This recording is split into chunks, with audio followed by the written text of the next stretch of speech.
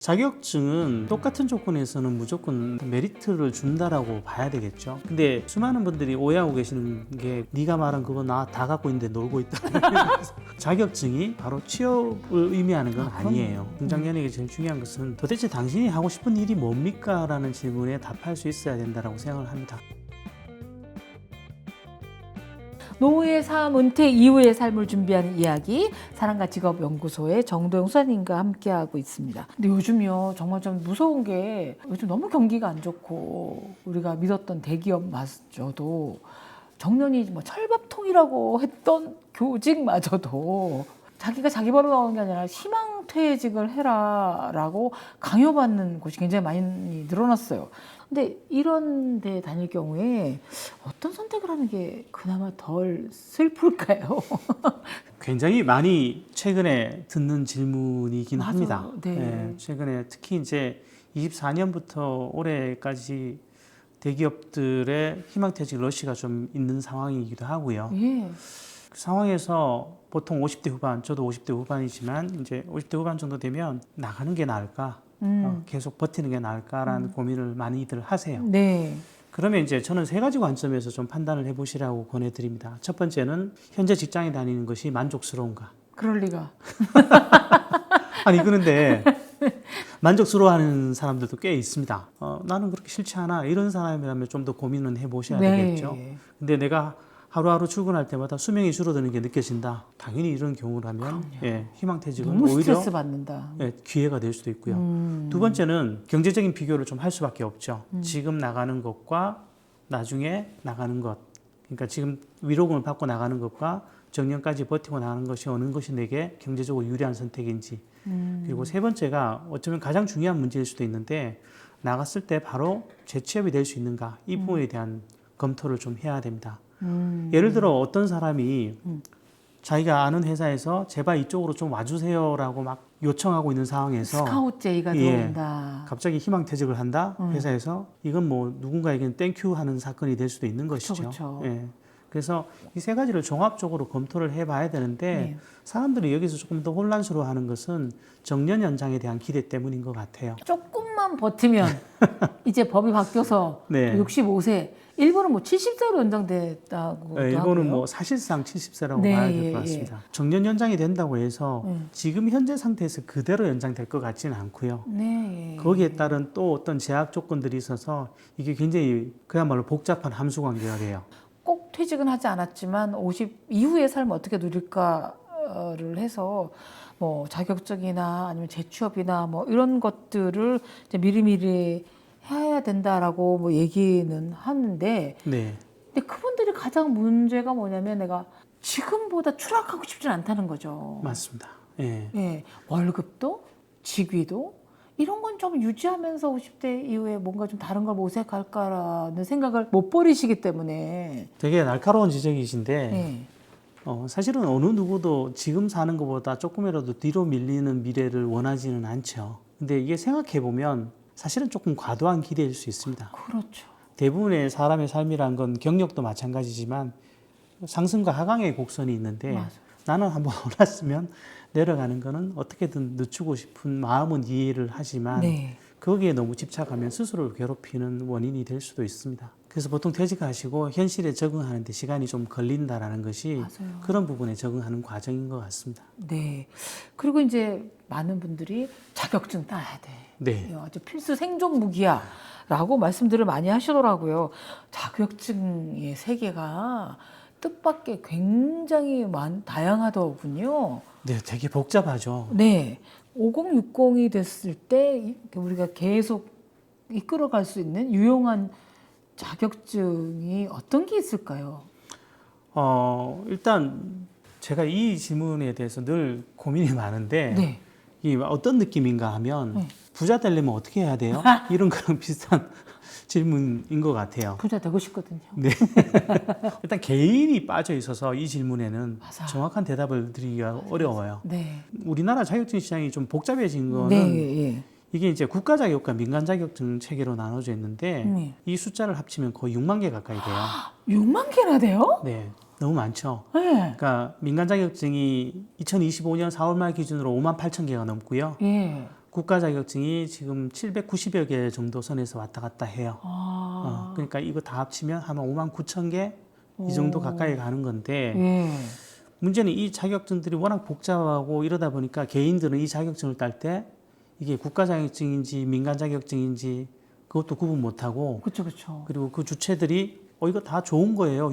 왜냐하면 자격증을 만든 주체들은 전부 이걸 소개할 때 유망 자격증이라고 그렇죠. 소개할 수밖에 없거든요.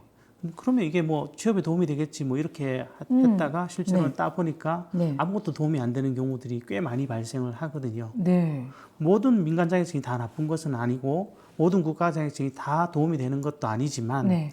그럼에도 불구하고 내 상황에 맞춰서 이게 도움이 되는지 안 되는지에 대한 충분한 점검이 좀 필요한데 이 부분을 소홀히 하시고 시간과 돈을 들이셔서 땄는데 아무 도움이 안 되더라 이런 분들이 꽤 계시죠. 제가 보통 자격증 얘기를 할 때 두 가지 관점에서 얘기를 많이 네. 드리거든요. 자격증을 선택할 때 첫 번째는 내가 목적이 재취업이면 시장에 수요가 있는가. 예, 쉽게 말해서 구인 네. 공고가 많이 나오는가를 네, 살펴보는 거죠. 뭐 기술 자격증 이런 것도 그렇죠. 필요하죠. 이건 이제 취업 포털 사이트 같은데 한번 자격증을 넣어보시면 바로 나오는데 다만 워낙 유사한 이름의 자격증이 많다 보니까 이것도 조금 더 정밀하게 살펴보긴 하셔야 돼요. 네. 그리고 두 번째는 그 자격증이 나랑 맞는지도 되게 중요하죠. 몫이 중요하죠. 예를 들면 내가 평생 사무직으로 살아온 사람이 취업이 잘 된다고 해서 기술직 자격증을 도전해 보실 수는 있겠으나 사실 그게 안 맞는 경우도 꽤 생길 수 있거든요. 예. 그런 경우라면 사실 이거는 길게 가는 건 어려워요. 자격증을 따는 것은 우리 내 경력이나 이력서에 쓸 게 아니라 나도 도움되고 내가 하는 분야에서 좀 도움이 될 거를 신중하게 한번 생각해 보셔야 될 것 같아요. 네, 자격증은 똑같은 조건에서는 무조건 내게 조금 어떤 메리트를 준다라고 봐야 되겠죠. 네. 취업에 있어서. 네. 똑같은 조건이면 자격증 있는 사람을 마다할 이유는 없으니까요. 네. 근데 수많은 분들이 오해하고 계시는 게 그 자격증을 땄는데 제가 이렇게 자격증 관련 영상 찍으면 대부분 댓글에 그런 게 달려요. 네가 말한 그거 나 다 갖고 있는데 놀고 있다. 그러면 사실 저도 당황스럽긴 한데 근데 이건 한 가지 오해하고 계신 거죠. 네. 자격증이 바로 취업을 의미하는 건 아니에요. 그럼요. 자격증은 우대 사항일 뿐이고 그 구직 과정이라는 그 산을 넘어가야 되는데 그 부분에서 좀 걸리신 건데 그 부분을 따면은 당연히 취업돼야 되는 것처럼 말씀하시면 사실은 그건 좀 오해가 있으신 거죠. 맞아요, 맞아요. 그렇지만 되게 사무직종에서 늘 서류 작업만 하시던 분들은 직장 생활 하시면서 자격증 도전하기 좀 어렵기도 하고 어렵죠. 퇴직 네. 이후에는 가뜩이나 머리도 굽고 손도 무뎌졌는데 그런 자격증 도전하기 어려울 텐데 이런 분들은 어떤 일자리를 좀 대비해야 될까요?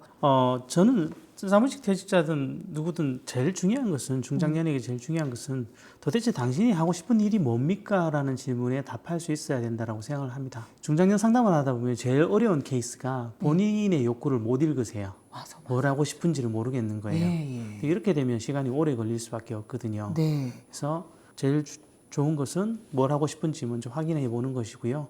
만약에 그게 계속 안 잡히면 할 수 있는 것부터 시작하시는 게 맞습니다.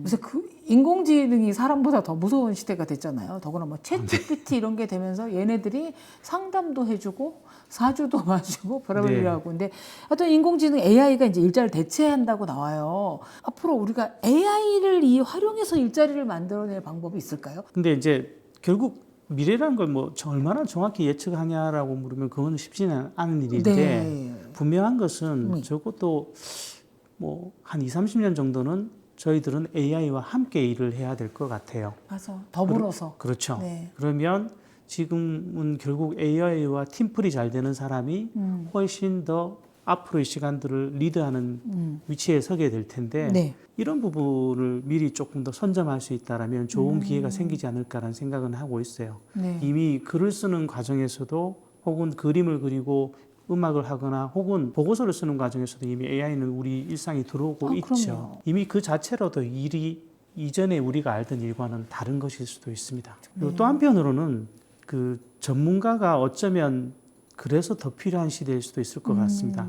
AI가 만들어내는 정보에는 여전히 약간의 그 간극이 좀 있습니다. 있죠. 현실과는. 네. 그런 것들을 구별해 내려면 사실은 전문가가 그때 더 필요하다라는 것이죠. 최근에 그 청년들의 자기소개서를 한번 네. 좀 본 적이 있는데 몇 년 전에 비해서 글들이 엄청나게 좋아졌어요. 근데 조금 뭐가 아쉬운 문제냐면 기억에 남는 임팩트가 없어요. 글은 좋아졌는데 개인들이 안 보인다라는 거죠. 미사려고만 난무하게 되는.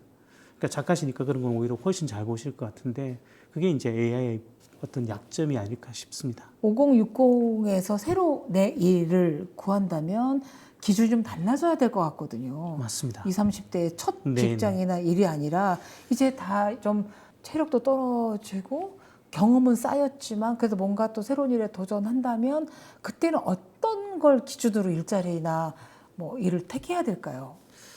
저는 사실은 일자리를 권할 때 기준은 되게 좀 심플한 편입니다. 예를 들면 경제적으로 여유가 있으신 분들은 하고 싶은 거 하십시오 그럽니다. 예. 그리고 부럽네요. 경제적으로 만약에 내가 좀 자유롭지 못하고 여전히 돈을 많이 벌어야 되는 분이라면 당신이 지금 갖고 있는 것 중에서 가장 시장 가치가 높은 일을 하라는 표현을 많이 시장 씁니다. 가치. 많이 씁니다. 네. 그 부분은 결국 현실적인 문제를 외면할 수 없는 성인들이다 보니까 최근에 특히 결혼 같은 것들이 늦어지면서 50대가 돼도 굉장히 책임의 무게가 무거운 분들이 많으세요. 그렇죠. 네. 예. 그래서 그런 부분에 맞춰서 좀 권하는 편이긴 합니다. 오늘 이제 정도영 소장님이랑 이야기는 너무 많이 공감을 하기도 했어요. 지금 현재 당장 돈이 많지 않아도 그리고 꼭 내가 이 일 아니면 죽을 것 같다라는 그렇게 확실한 일이 아니라 하더라도 좀 뭔가 이 일이라면 좀 계속해서 오래오래 할 수 있을 것 같다. 시도라도 한번 해보셨으면 하는 게 제가 저희한테 해주고 싶은 이야기이기도 합니다. 사소한 일도 굉장히 중요하게 바라보는 시선도 필요할 것 같습니다. 오늘 함께해서 너무 감사했습니다. 네, 추천해 주셔서 고맙습니다. 고맙습니다. 네.